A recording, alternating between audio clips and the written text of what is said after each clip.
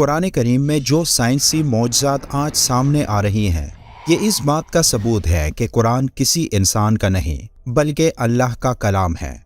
قرآن میں اللہ تعالیٰ نے لوگوں کو بار بار اس طرف متوجہ کیا کہ مظاہر فطرت پر غور و فکر کریں اور ان میں اس کی نشانیاں تلاش کریں۔ قرآن کریم کی ایک آیت میں اللہ نے اس دنیا کی سب سے حقیر اور کمزور مخلوق کی مثال بیان کی ہے، جس میں موجودہ مطلب کو سمجھ کر ایک انسان اس دنیا کا اصل مطلب جان سکتا ہے۔ تمام جانداروں میں یہ نشانیاں موجود ہیں، لیکن چند ایک خاص طور پر وہ ہیں جن کا ذکر اللہ نے قرآن پاک میں فرمایا، اور انہی جانداروں میں سے ایک مچھر ہے۔ جب قرآن پاک میں مکڑی اور مکھی کی مثال بیان ہوئی تو مشرک کہنے لگے کہ بھلا ایسی حقیر چیزوں کے بیان کی قرآن جیسی اللہ کی کتاب میں کیا ضرورت؟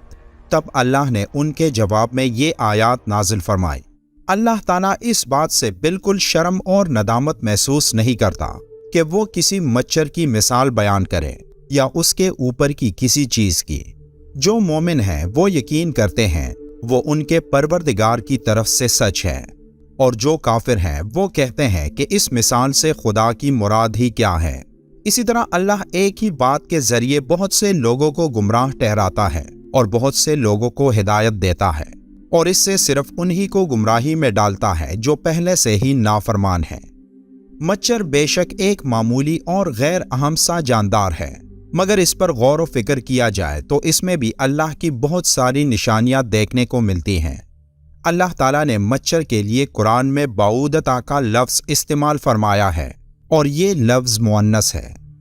مچھر کی دنیا میں کوئی 3500 اقسام ہیں، اور ان تمام اقسام میں صرف مچھر کی مادہ ہی انسانوں، حیوانوں اور پرندوں کا خون چوستی ہیں، جبکہ نر مچھر نباتات اور پھلوں کا رس چوستا ہے۔ سوال یہ پیدا ہوتا ہے کہ مچھر کی جنسی شناخت تو آج کی میڈیکل سائنس کا کارنامہ ہے کہ آج ہمارے پاس ایسی جدید خوردبین ہے جو کسی شے کو ہزاروں اور لاکھوں گنا بڑا کر کے دکھاتی ہیں، جبکہ قرآن نے بعودتا کا لفظ بول کر 1450 سال قبل بتا دیا کہ وہ مچھر جس سے انسانوں کو تکلیف پہنچتی ہے وہ مادہ مچھر ہے، نر نہیں ہے۔ منافقوں نے اگرچہ مچھر اور مکھی کے چھوٹے پن کی وجہ سے قرآن پر اعتراضات کیے، لیکن اگر ان میں تھوڑی سی عقل ہوتی اور اس چھوٹے سے جانور کی ساخت اور بناوٹ پر غور و فکر کرتے تو سمجھ لیتے کہ اس کے بنانے میں باریک بینی اور عمدگی کی ایک دنیا صرف ہوئی ہے کہ جس سے عقل حیران رہ جاتی ہے۔ امام جعفر صادق اس چھوٹے سے حیوان کی خلقت کے بارے میں ارشاد فرماتے ہیں، اللہ نے مچھر کی مثال دی ہے، حالانکہ وہ جسامت کے لحاظ سے بہت چھوٹا ہے، لیکن اس کے جسم میں وہ تمام آلات اور اعضاء ہیں جو خشکی کے سب سے بڑے جانور کے جسم میں ہیں، یعنی ہاتھی، اور اس کے علاوہ بھی اس کے 2 عضو یعنی سینگ اور پر ہیں جو ہاتھی کے پاس نہیں۔ یہ ظاہر کمزور سا جانور جسے خدا نے ہاتھی کی طرح پیدا کیا، اس میں غور و فکر انسان کو پیدا کرنے والے کی عظمت کی طرف متوجہ کرتا ہے، خصوصاً اس کی سونڈ جو ہاتھی کی سونڈ کی طرح اندر سے خالی ہے اور وہ مخصوص قوت سے خون کو اپنی طرف کھینچتی ہے۔ یہ اتنا حساس ہوتا ہے کہ صرف کسی چیز کے اٹھنے سے خطرہ محسوس کر لیتا ہے اور بڑی تیزی سے اپنے آپ کو خطرے کی جگہ سے دور لے جاتا ہے، اور تعجب کی بات یہ ہے کہ انتہائی کمزور ہونے کے باوجود بڑے سے بڑے جانور کو عاجز کر دیتا ہے۔ حضرت علی رضی اللہ تعالیٰ عنہ نے فرمایا، اگر دنیا جہاں کے سب زندہ مخلوقات جمع ہو جائیں اور باہم مل کے کوشش کریں کہ ایک مچھر بنا لیں تو وہ ہرگز ایسا نہیں کر سکتے، بلکہ اس جاندار کی خلقت کے اسرار پر ان کی عقلیں دنگ رہ جائیں گی اور وہ تک کر انجام کو پہنچ جائیں گے۔ آج میڈیکل سائنس دانوں نے مچھر کی 3500 کے لگ بھگ اقسام کی کھوج کی ہے، لیکن یہ تعداد یقینی نہیں۔ اب ان کی کل اقسام کتنی ہیں یہ صرف ایک اللہ ہی کو علم ہے۔ میری طرح آپ میں سے بھی بہت سے دوستوں کے ذہنوں میں یہ خیال آیا ہوگا کہ آخر اس مثال کا مطلب کیا ہے، لیکن جب آپ ایک مچھر کی آنکھ کو دیکھیں تو آپ کا دماغ مفلوج ہو جائے گا۔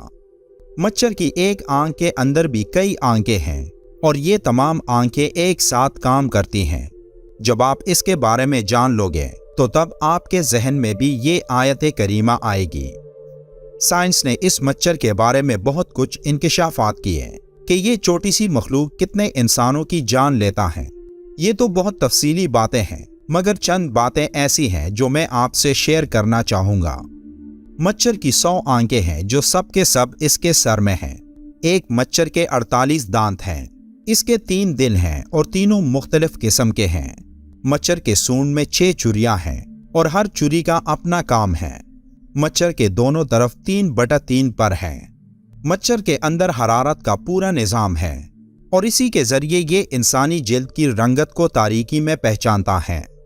مچھر کی سوئی میں نشہ کرنے کا نظام ہے جس سے کاٹتے وقت انسان کو محسوس نہیں ہوتا اور کاٹی ہوئی جگہ خون چوسنے سے سوج جاتی ہے۔ ایک مچھر کے اندر خون کا تجزیہ کرنے کا نظام بھی ہے، اس لیے وہ ہر خون نہیں چوستا۔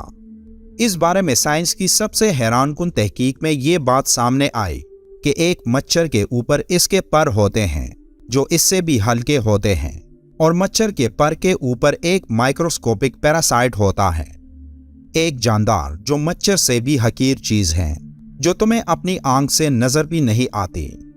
اللہ تعالیٰ کو تو تمہارے اعمال کی اور غلط کاموں کی مثال دینے کے لیے ایسی چیزوں کو سامنے لانے میں کوئی مشکل نہیں، اور یہی وہ چیز ہے جس کے بارے میں اللہ نے سورہ البقرہ کی آیت نمبر 26 میں مچھر کی مثال دینے کے بعد فرمایا، اللہ تعالیٰ اس بات سے بالکل شرم اور ندامت محسوس نہیں کرتا کہ وہ کسی مچھر کی مثال بیان کریں یا اس کے اوپر کی کسی چیز کی۔